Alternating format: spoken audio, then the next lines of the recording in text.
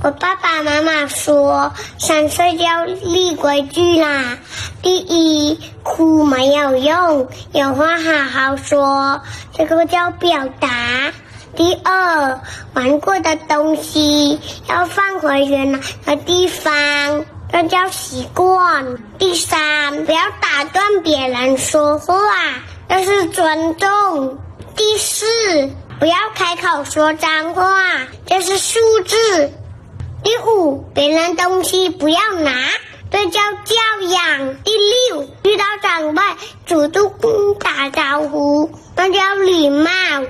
第七，为自己的错误道歉，是担当。第八，承诺的事情一定要做到，这是诚信。第九，不随意发脾气，这叫情绪管理。第10，每天坚持阅读和学习，这是成长。